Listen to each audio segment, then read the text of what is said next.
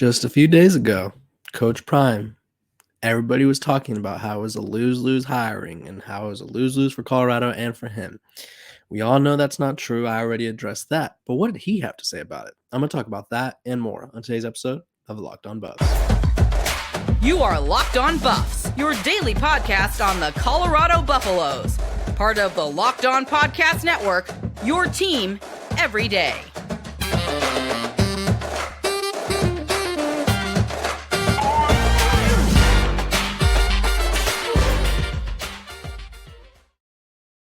What is up, everybody? This is Locked On Buffs. I am your host, Kevin Moore. With today's episode, we got a good one. We're going to be talking about Coach Prime's response to the lose-lose statement, accusation, whatever you want to call it. We're going to be talking about that. We're going to be talking about the Colorado rumors to the Big 12 again. They've heated back up. That's right. It is July 3rd, almost 4th, and we're still talking about Colorado leaving the conference because the Pac-12 is, I guess, a little delayed on their deal. And then you guys asked them. I'm going to answer them. Mailbag questions. Finally, I'll answer those at the end of the show. But before I do, this episode is brought to you by FanDuel Sportsbook, the official sportsbook of Locked On.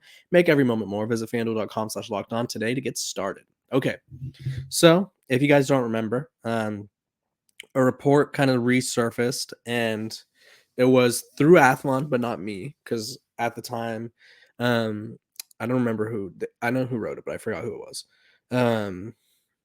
Anyway, we were doing the previews for every college football team, and they had already assigned the Colorado one to one of the Colorado beat writers before I had joined the Athlon space. So while I was writing the Stanford and TCU preview, which if you guys want to randomly go check those out to support me, go ahead. I appreciate you. Also, I'd like you to note, I wrote those before some of the TCU guys were taken in the transfer portal, so that's why there's a couple guys. Anyway, side story. That was a side story.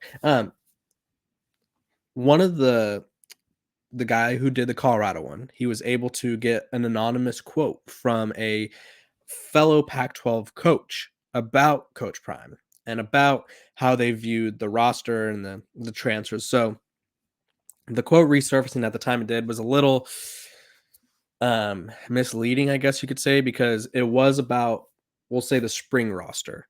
So not this roster now, the spring roster. So that's a little confusing, I guess you could say. I still think that my stance on it would stay the same, even though it's not about this current roster. I think coaches are a little nervous about playing Coach Prime and stuff because they don't want to lose. They want to beat them really bad. And I think it's easier to cast a stone than it is to obviously have the stone cast at you. I'm not sure if that's the same, but it is now. Either way, Coach Prime actually responded.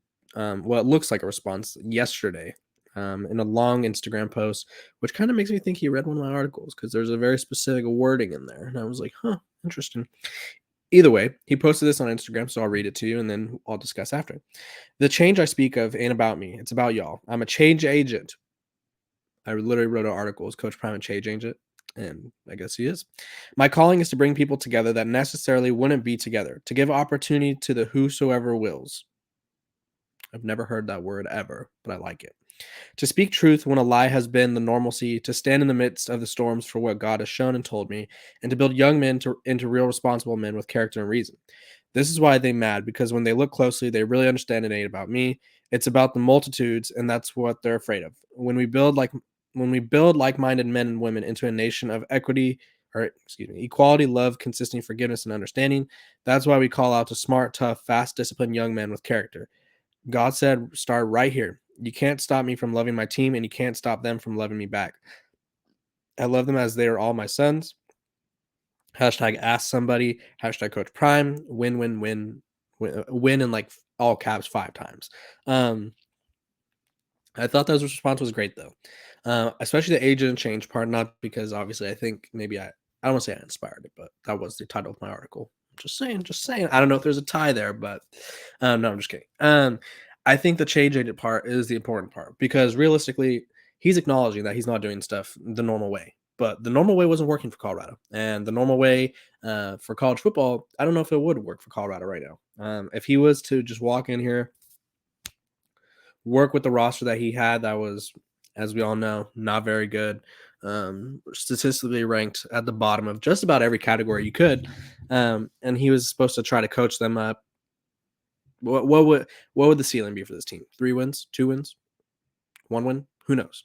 The transfer portal is there. It's available. There's no rules against how he used it. There might be after, now that we've seen it used like this. They've already talked about shortening the transfer portal window. Like I said, I'm not for adding rules because of Coach Prime. I'm just saying that he might have invoked a loophole that the NCAA probably will address, just because that's how they work. They never have rules to prevent something. They only have rules to respond to something, and so that's how they do that. That's how they operate. But Coach Prime, realistically, I think he knows that a lot of coaches are coming for him. A lot of people and analysts and coaches, players, fans, whatever it may be, will be rooting against him. I think he knows that what he's doing is controversial. I think he knows what he's doing is probably not well received, but he doesn't care. And that's the perfect thing about Coach Prime, because he wants to do things his way. His way is going to work for him, and your way will work for you. And so it'll be interesting to see how it works out, because realistically, there's only one way to find out. They have to take the field September 2nd against TCU. They have to take the field against Nebraska. But I do like his message that he's not afraid. Like this part right here. It says, "This is why they're really mad, because when they look closely, they really understand and ate about me. It's about the multitudes, and that's what they're afraid of." And so I think a lot of people, and this is kind of like the common, I guess, response when people talk about Coach Prime, not fans from Colorado, but fans from the outside. They say Deion only cares about Deion. He's going to do what's best for him. He's going to do what's best for himself and profit for himself, which, I mean, honestly, I don't think that's true.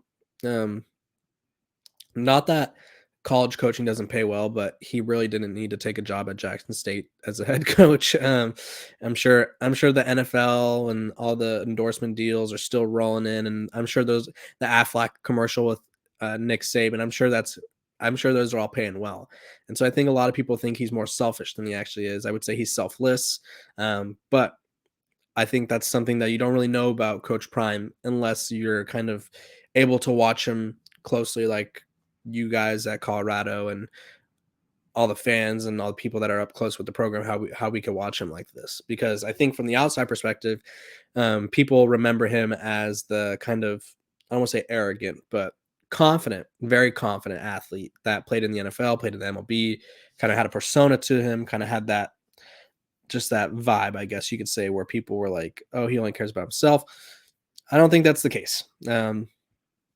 As much as people would like that to be the case, I'm not sure it is. But hey, I like his response. I think he never fires back at people. I think the only time he's fired back at someone was Pat Narduzzi, and even then, he didn't really besides the fact where he said I didn't know him, it's nothing major. I think he's just trying to do him. I think people want to get a response out of him, and it's not working. So people will obviously throw more, I don't know, more poop at the wall, I guess is the saying that I'm trying to get. They just throw stuff and hope it sticks, and it's not working so far. So either way, Coach Prime, very professional, very, very well-mannered guy who's not going to respond to these little acts of criticism by anonymous people. Regardless, this episode is brought to you by FanDuel. Take your first swing at betting MLB on FanDuel and get 10 times your first bet amount in bonus bets up to $200. That's right, just bet $20 and you'll land $200 in bonus bets, win or lose. That's $200 you could spend betting everything from money line to over-under to who you think is going to hit the first home run. All in an app that's safe, secure, and super easy to use. Plus, when you win, and you could get paid instantly. There's no better place to bet on MLB than FanDuel, America's #1 sportsbook.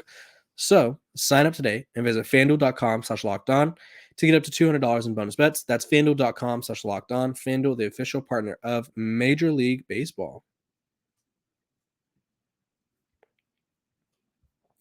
Okay, let's dive right back into it.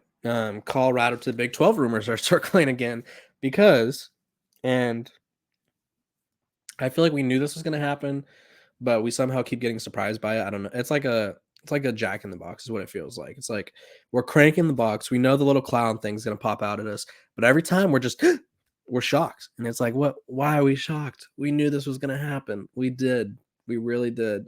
If you don't know what I'm referring to, this has something to do with San Diego State. They basically told the Mountain West. Well, they said it wasn't, but the Mountain West took it differently. They said that they were asking the Mountain West for an extension on their deadline, which was June 30th. How many days are in June? June 30th. For them to lead the conference. Otherwise, on July 1st, they would have to pay $34 million. If they left by June, they'd only have to pay 17. So they were basically asking for an extension on that deadline so they could pay 17. And the Mountain West said no. And then the Mountain West was like, oh, by the way, we're taking this as you leaving the conference. So on, I guess it was June 30th or around the end of the month, San Diego State announced that they will be returning to the Mountain West, at least for now. Wink, wink, hint, hint. But because obviously the Pac-12, as I've been talking about, as everyone who has been talking about this entire time, they want to get their media rights deal done. They are not going to expand before they get their media rights deal done, and they stuck to their word. So that leaves the San Diego State heading back to the Mountain West, and kind of leaves the Pac-12 two options. They can either get their deal done, which is supposed to happen before July 21st. That's kind of like, if there was an actual deadline to follow, that'd be the one, because that's Pac-12 Media Day. And so if they don't have it done by Pac-12 Media Day, everyone's just going to be peppering them with questions about the media rights deal. And it's going to be like a whole thing. And we're going to forget about football and how this is going to be the best season of Pac-12 football maybe ever. And we're just going to be focused on, who's streaming the games, or what percentage games are going to be on linear television. That's just how it works, unfortunately. But July 21st is kind of that hard deadline that really needs to be settled. Realistically, Colorado has kind of always been the team that's been linked to leaving the Big 12 first. And so with the Pac-12 not having a deal, San Diego State kind of having to back out of it, and they could either wait for the Pac-12 to get their deal and pay the big fee, or they could just wait till next June, or let the Mountain West know by next June that they're leaving, and then they could pay whatever reduced price it would be. But ESPN's Heather Dinich reported that Colorado is the team to watch in terms of leaving the Pac-12.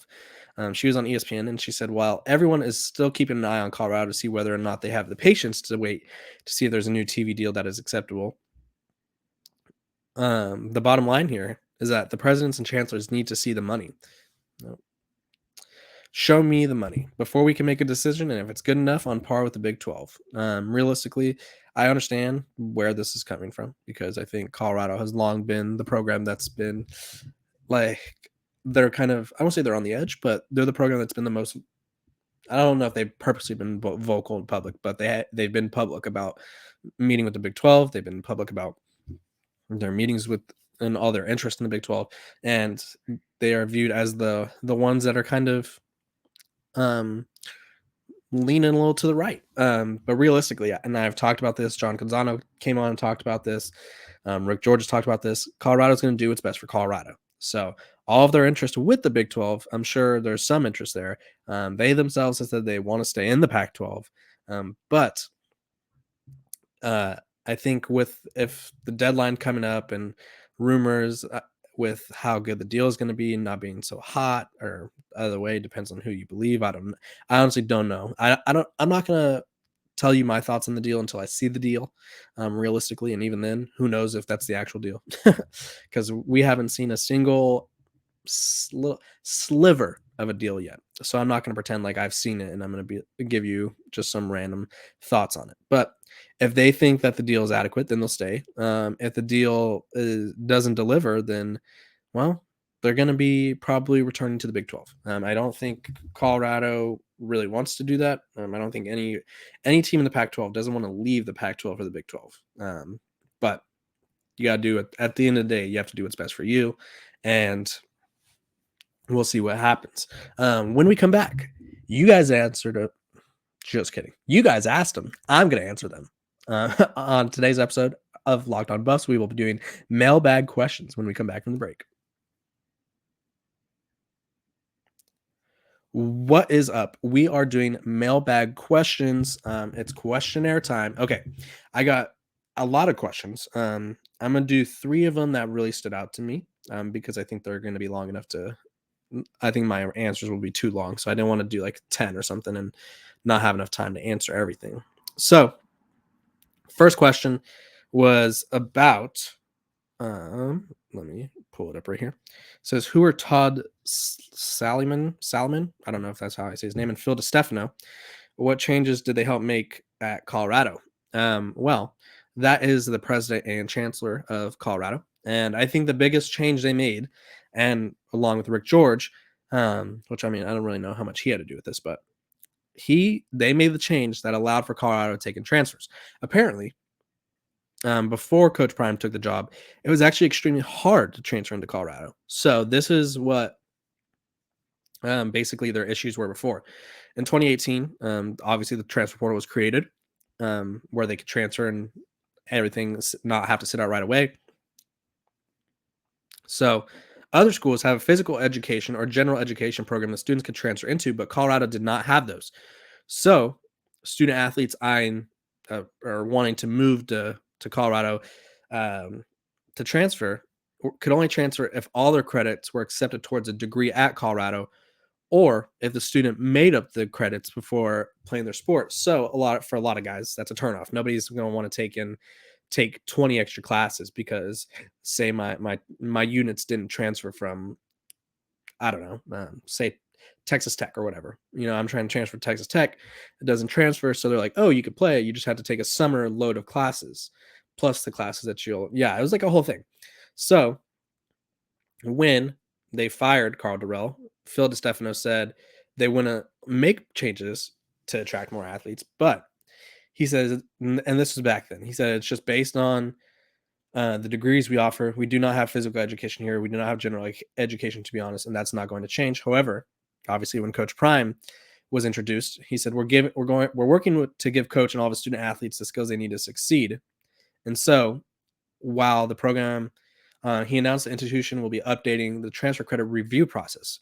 The school basically implemented a program that allows for the transfer process to be sped up, and the transfer made it more easy to transfer credits and stuff like that. And so that's a major reason why Colorado went from having a roster full of 11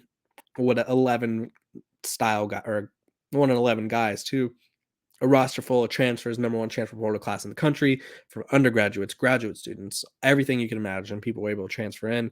So both the president and chancellor were huge in that those efforts. And I don't know if Coach Prime takes the job unless they allow him to use the transfer portal, because I think that was probably something he told them in the job interview, I would imagine. And so the fact that he could use transfers now makes Colorado a lot more attractive, and it honestly makes them a lot more competitive realistically. Because if, say, Coach Prime had to build through the recruiting classes, obviously he could recruit, but that's a lot of pressure to have on freshmen. So I think we'd have to wait until year 3, because Coach Prime and his staff, great staff. That roster last year, atrocious. Don't know if that roster last year would be able to win that many games. So then we'd have to be waiting on Coach Prime's recruiting cycles, and it'd just be a whole complicated thing. And so found that interesting. That was a great question. Other question. This one came to me via Twitter DM. So let me pull it up real quick. I was asked, so this is the question. I'm sure there's a bullseye on Colorado from other teams that will play them. From 1 to 10, with 10 being the highest, please rate the intensity of the bullseye. So essentially, how badly I said also, what is the percentage of the coaches who would love to blow out the Buffs? So I'll talk about the bullseye question first. How much are teams and programs and other coaches looking to beat Colorado? I gave that a 9.5 out of 10. I think anytime there's a notable figure like a Coach Prime, like a Travis Hunter, Shedeur Sanders on the roster, I think it adds a little more intensity to it.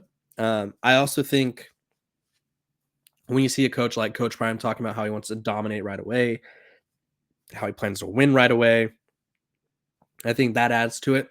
And I also think he's the transfer portal thing. I think a lot of players around the country and coaches in the Pac-12, they're gonna be like, "Oh, you built your perfect roster," because that's kind of the thing. Everybody's been critical of Coach Prime wanting to have a roster full of transfers, and so now he has that. He's got that. So now I think there's going to be a little added fuel because people are going to want to show his roster didn't work, show that it's not a good roster. So I gave it a 9.5. I don't know if it's a 10 because I feel like a 10 would constitute I feel like we'd have more public statements about people wanting to beat him, which I mean we could very well get those eventually, but I feel like a 9.5 is fair. And then also, what percentage of coaches would love to blow out the Bucks? I think that's 100%. I don't think there's a single coach on the schedule that's like, you know what? Even if we don't lose, I hope it's a close game. I think they all want to kind of silence Coach Prime, and I think they all kind of want to like rub it in his face. I feel like, if you will. I think there's in an era of social media, while college coaches haven't really been social media savvy, a lot of them like to run their mouth a little bit. They like to throw shade when they can. And so they're going to be like, well, that's what happens when you have a roster full of 51 new players or whatever it is. So yeah, I think there's going to be a lot of people gunning for Colorado just because they're new. It's a new, exciting way to build a roster. Coach Prime thinks it's going to work, and they want to show why it won't work. Just your typical case of maybe being a little jealous, maybe being a little, we got to prove you wrong type of thing. So thank you for the mailbag questions. I appreciate you guys. This has been another great episode of Locked on Buffs. You guys have a great Monday and a great July 3rd, and I will see you guys tomorrow.